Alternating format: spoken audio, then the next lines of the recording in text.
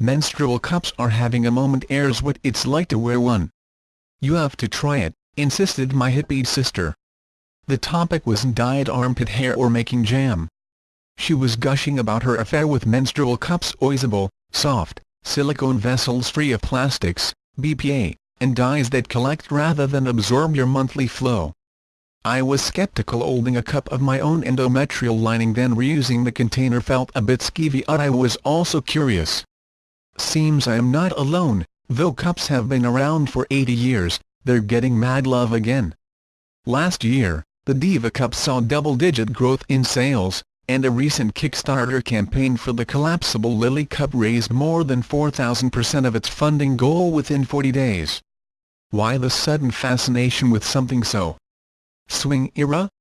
Until a few years ago, talking about periods was so taboo, even feminine hygiene ads rarely uttered the word, says Shiva Talibian, MD, a reproductive endocrinologist and fertility specialist.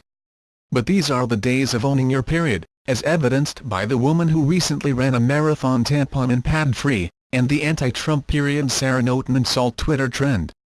The insertion: I squatted over the toilet and spread open my lady lips with my left hand while squeezing the bell-shaped cup. It's about the length of a tampon, minus the string, and the diameter of a small banana into a U-shape with my right.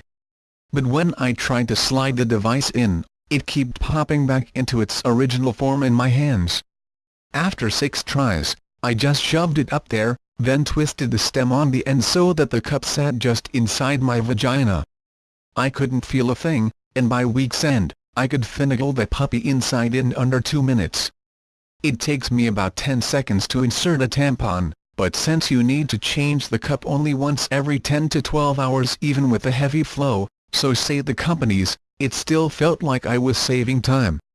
The cleanup worried I'd ruin my undies. I decided to remove it after about 6 hours on the first day. I was at work and too embarrassed to wash it out in the sink, so I brought a paper cup of water into the stall. I pulled on the stem and heard a loud suction sound, like a wet kiss mixed with a toilet plunger. Who else was in the bathroom and what did they think I was doing? I let go, and the cup disappeared back into my vag. 3 minutes and one emphatic smacking noise later, success.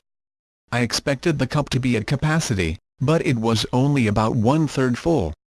Being up close and personal with my period in pure, liquid form was a bit off-putting, but at the same time, I felt weirdly proud, as if the pool of blood was proof of how well things were going down there.